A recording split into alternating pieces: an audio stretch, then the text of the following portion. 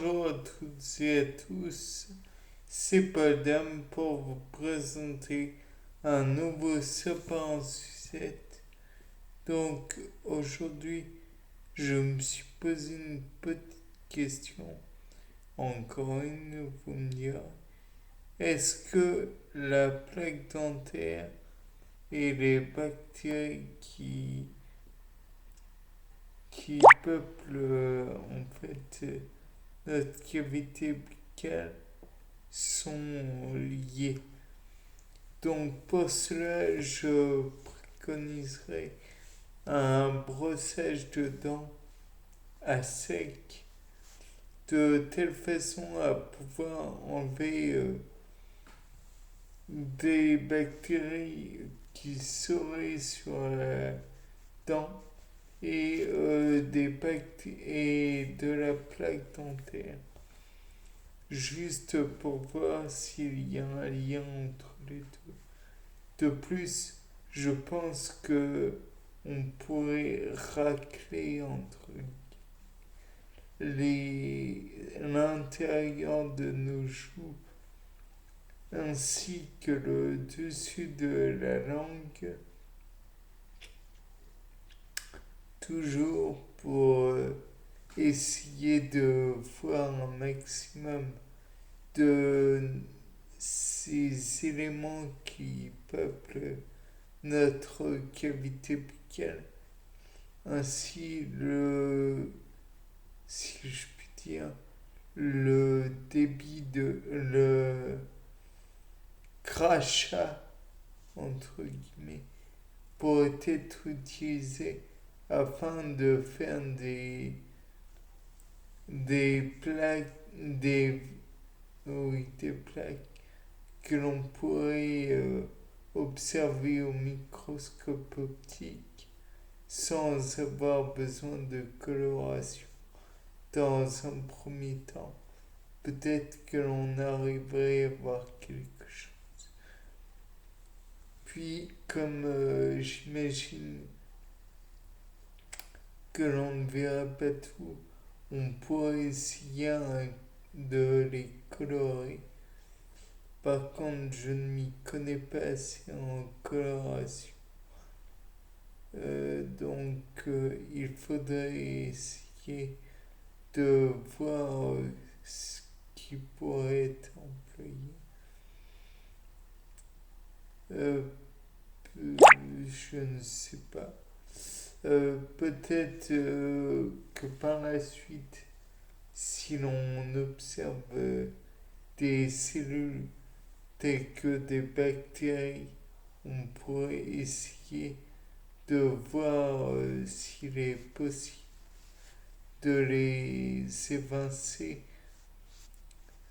par une méthode, par exemple une méthode avec des anticorps, les prélevant de la salive, qui est un mélange d'anticorps, naturellement, qui est un mélange contenant des anticorps, des cellules diverses, dont des globules blancs.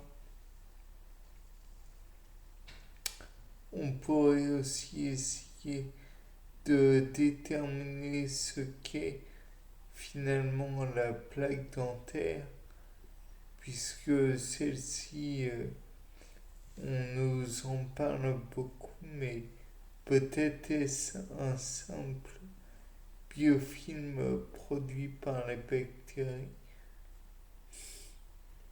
Peut-être est-ce une substance qui est sécrétée par celle-ci pour s'abriter.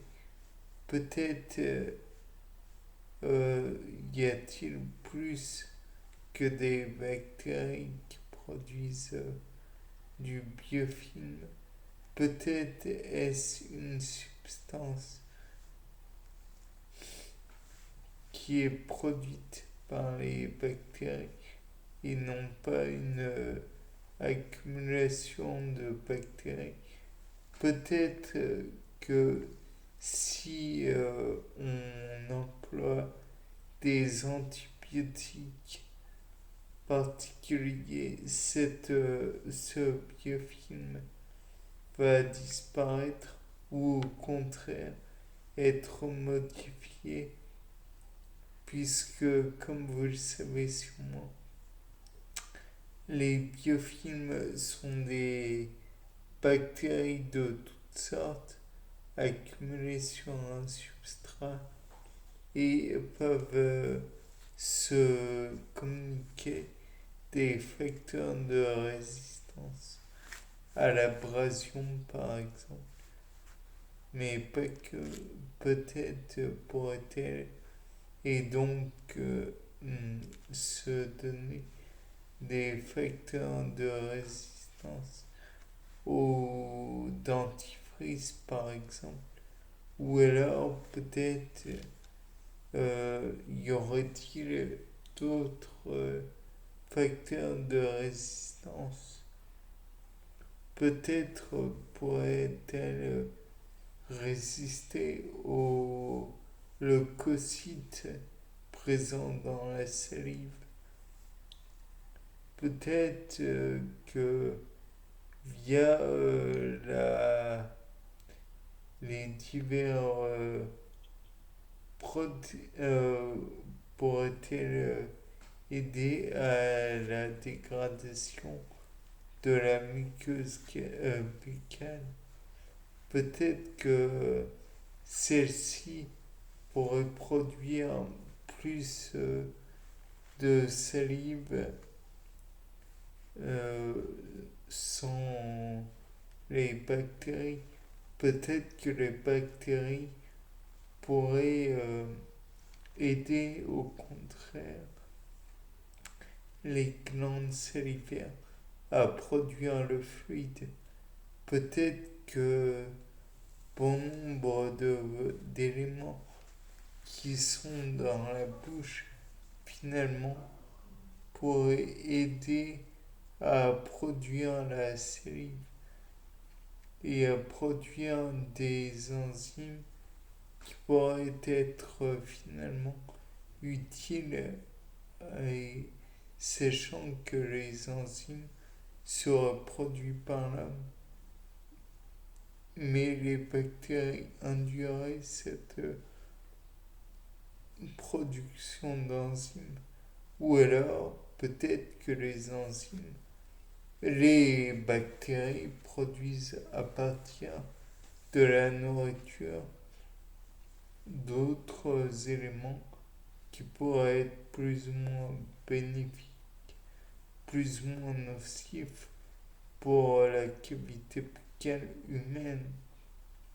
Peut-être que même ça pourrait être utile ou néfaste pour la digestion humaine.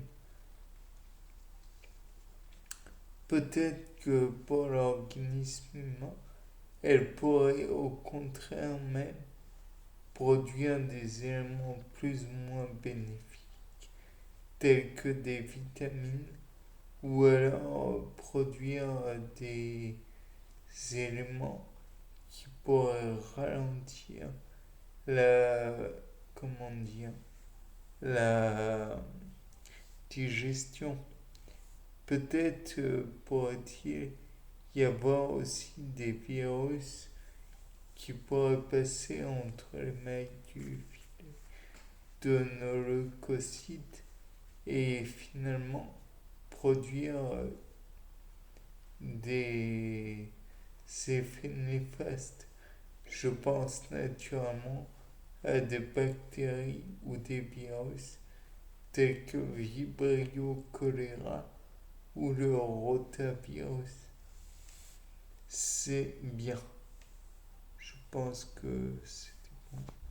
C'est pas le dame pour un nouveau sapin en sucette. Au revoir.